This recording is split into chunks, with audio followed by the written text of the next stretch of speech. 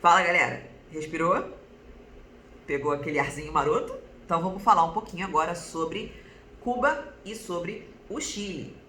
Que a gente está falando agora sobre os movimentos socialistas que aconteceram durante a Guerra Fria, durante o conflito entre Estados Unidos e União Soviética, quando a União Soviética era um monstro tinindo na economia mundial. Então vamos lá, Cuba, né? Vocês sabem onde é que Cuba fica, né? Naquele vãozinho do México, você tem uma ilhazinha aqui, uma ilha bem grande, diga-se de passagem, tá? Que ela fica aqui, ela fica só a 170 quilômetros do finalzinho ali, na Península de Yucatán, nos Estados Unidos, que é onde fica ali Miami, Flórida, tá? Inclusive, é um dos lugares onde tem a maior quantidade de imigrantes cubanos ilegais, né? Que eles fazem a travessia de barquinho. Então, vamos lá. O que estava acontecendo para Cuba ficar seriamente tentada a se unir à União Soviética e a mandar os Estados Unidos para as cucuias, dar aquela pastadinha marota, tá? Cuba consegue a sua independência da Espanha em 1898, tá? Com o Exército Popular liderado por José Martí. Esse exército vai receber a ajuda dos Estados Unidos para poder se tornar independente da Espanha. E aí, essa ajuda não foi de graça. Essa ajuda não foi 0800. E aí, os Estados Unidos começam a fazer uma série de demandas, uma série de exigências que vão constar num documento conhecido como Emenda Platt. Essa Emenda Platt ela foi escrita em 1901, tá? E dava ao governo dos Estados Unidos o direito de intervir em Cuba como melhor lhe aprovesse, né? Como melhor fosse conveniente. Se a Cuba estivesse fazendo alguma coisa que ameaçasse os interesses dos Estados Unidos podiam mandar gente até dizer chega pra lá e passar o rodo em todo mundo que estivesse morando em Cuba.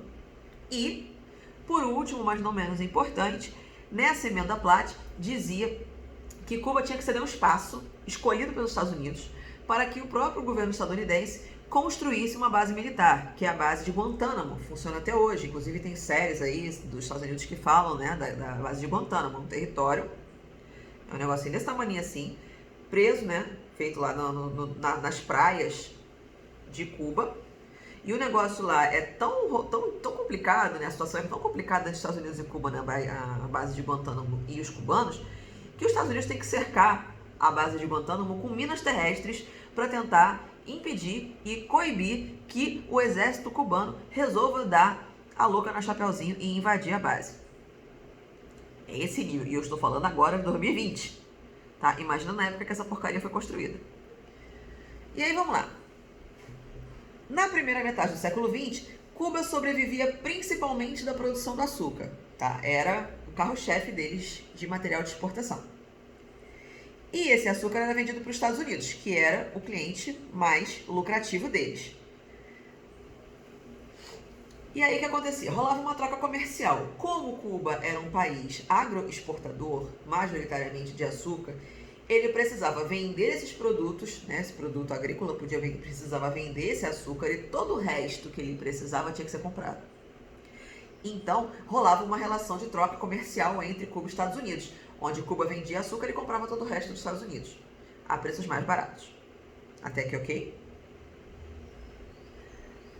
Só que existia uma grande desigualdade social em Cuba. Eu tinha um número muito restrito de famílias que eram donas dos grandes latifúndios açucareiros e o resto da população vivia numa miséria tão grande, mas tão grande, que o cara morava num barraco com chão de terra batida.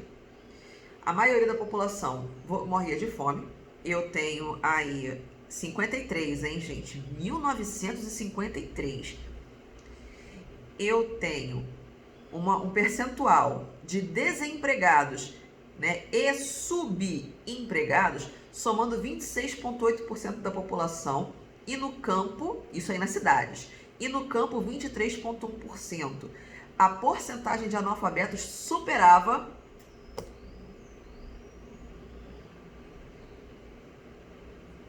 a porcentagem, desculpa aí o corte, foi um pequeno problema, uma interrupçãozinha básica. A porcentagem de analfabetos ela chegava a 53,3%, ou seja, mais da metade da população era analfabeta, não sabia ler, escrever e somar.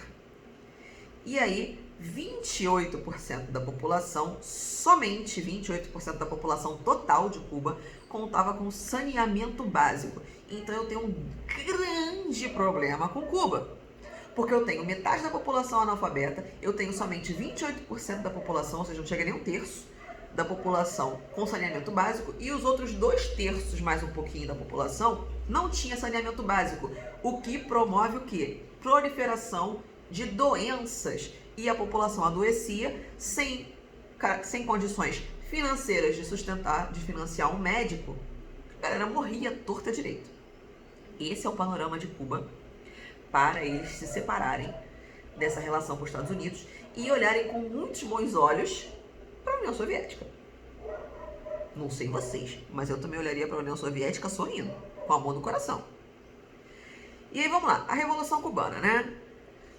Durante boa parte da história de Cuba, ela foi liderada por governos corruptos e favoráveis aos interesses estadunidenses. Um deles foi um militar, né, um ex-sargento do exército, chamado Fulgêncio Batista. O cara era um tirano que favorecia as elites e deixava a população cubana morrer de fome.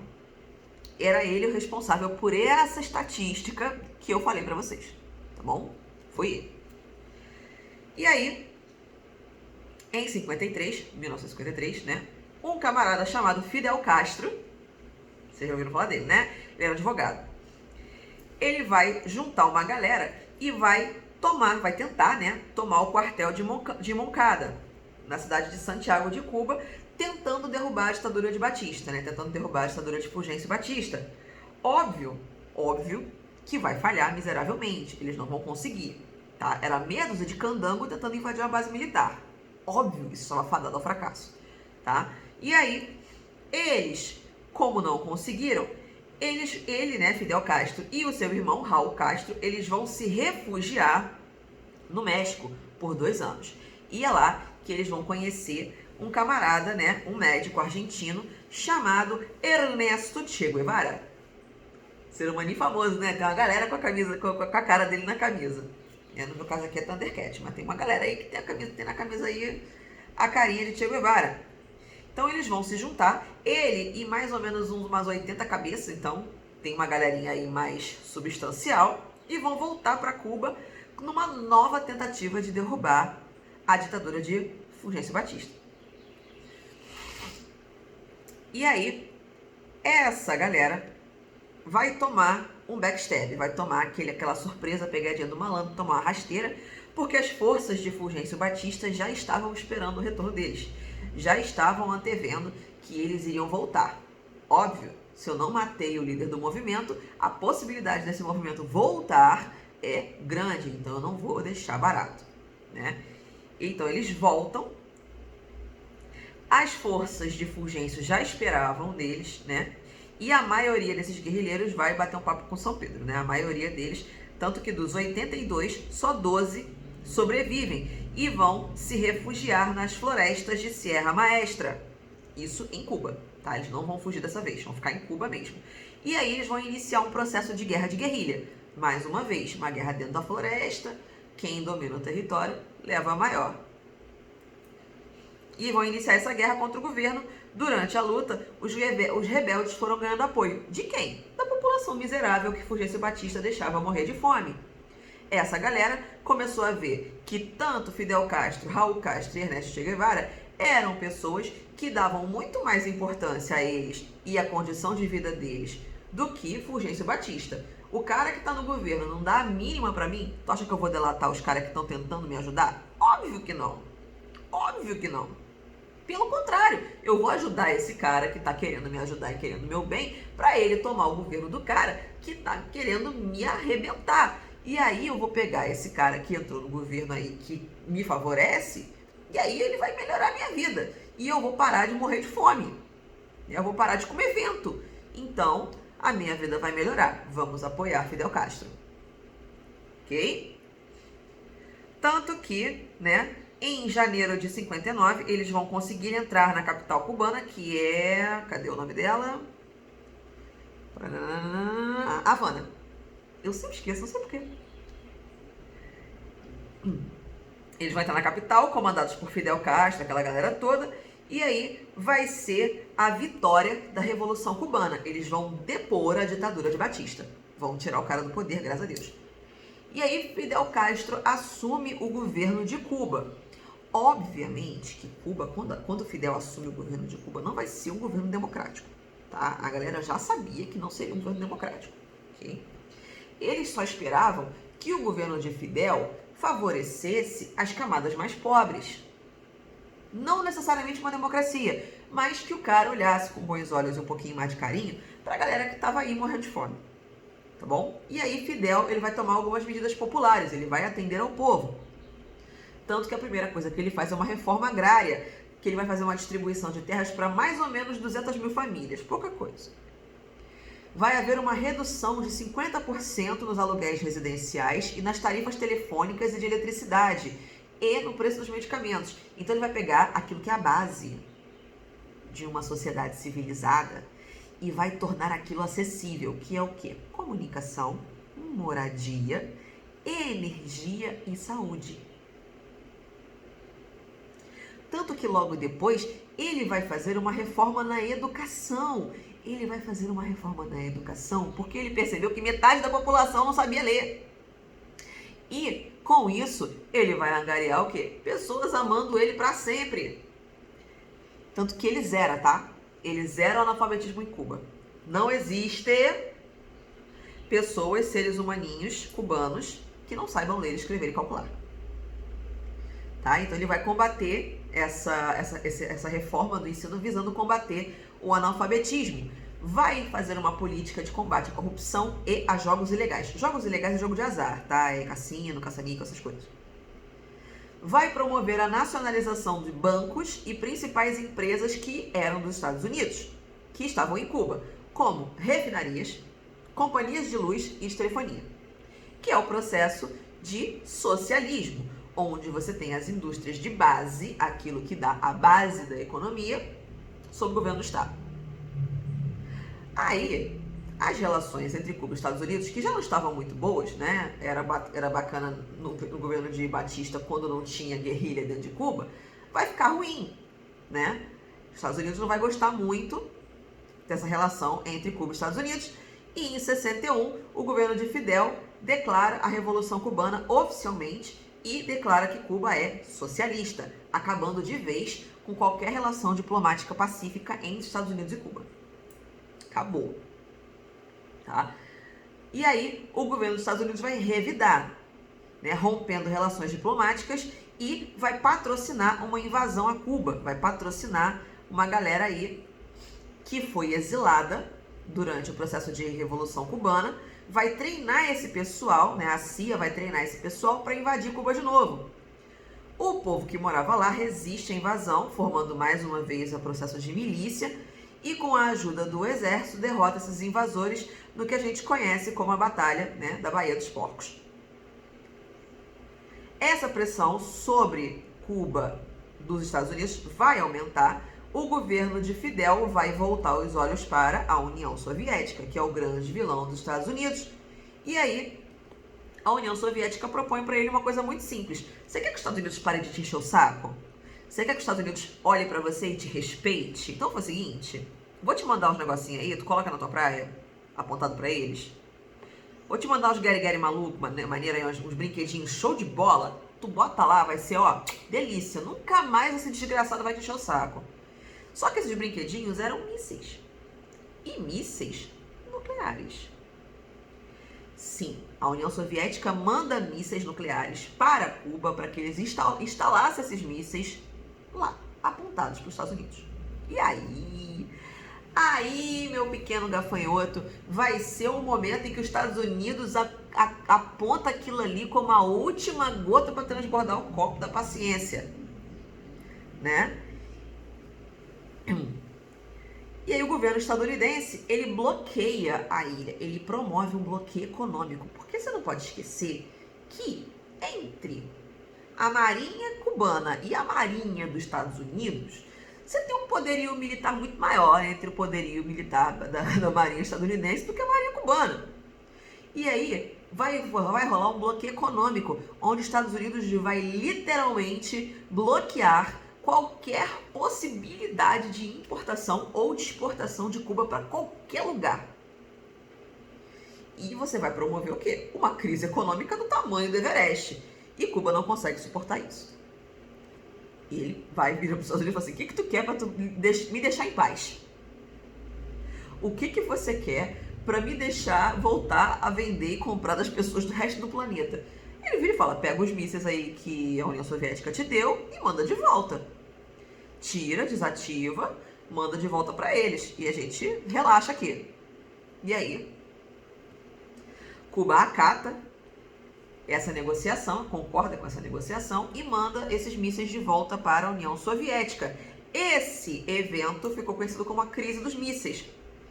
E foi um dos momentos mais tensos desse processo de Cuba, porque eles ficaram a um cabelinho de sapo de iniciar uma guerra nuclear entre Cuba e Estados Unidos, e isso ia invariavelmente botar a União Soviética no meio, e aí acontecer aquele futuro exterminador do futuro, né? Bombas nucleares para todo mundo, acaba, extingue a humanidade, só sobrevive as baratas. O que mais que tem aqui? É que ele fala de Cuba hoje, né?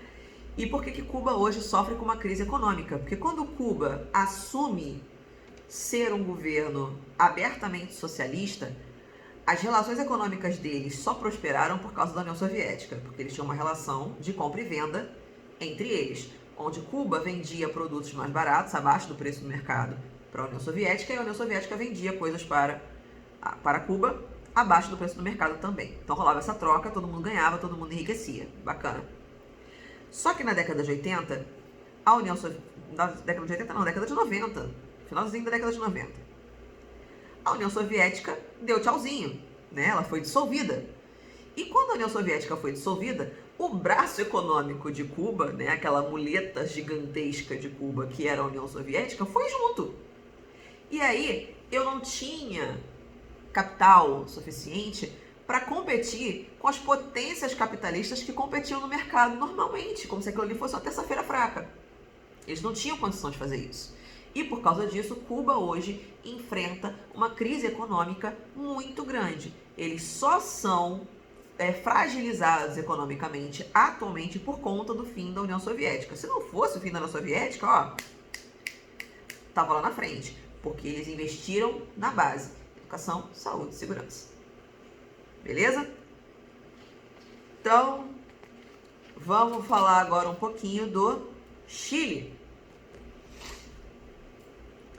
O Chile, ele vai viver uma experiência socialista, tá? Vai ter um pouquinho aí de experiência socialista no Chile, só que não vai ser muita coisa não, tá? O socialismo ele vai chegar ao poder, né, a partir de nas eleições da década de 70, onde Salvador Allende ele vai ser eleito na unidade popular, né? Vai ser eleito como presidente da República por meio de eleições livres e democráticas. E aí no poder ele vai fazer algumas medidas de caráter socialista, como reforma agrária. Ele vai fazer com 80% das terras cultiváveis. Vai fazer um programa de alfabetização em massa, porque eu tenho a maior parte da população aí também analfabeta. Vai fazer uma reforma no sistema de saúde. Vai promover a nacionalização das minas de cobre e das telecomunicações, que eram de empresas estadunidenses.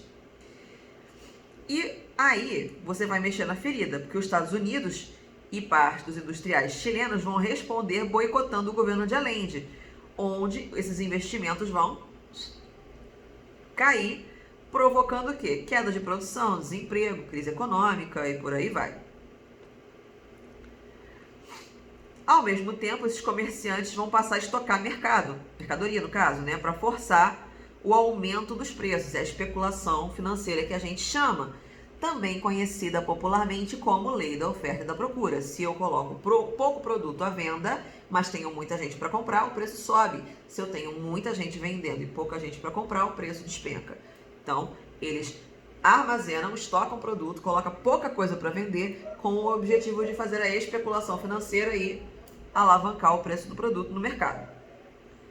E aí, esse agravamento na economia vai facilitar a ação de militares chilenos treinados pelos Estados Unidos, em 11 de setembro de 73, com o apoio dos Estados Unidos, essas forças chilenas invadem o Palácio de La Moneda, derrubam Allende e colocam no governo Augusto Pinochet, ser humano famoso, que impôs ao Chile uma ditadura durante quase 17 anos. Se eu não me engano, Pinochet saiu do poder recentemente, tá, gente? Não tem muito tempo, não.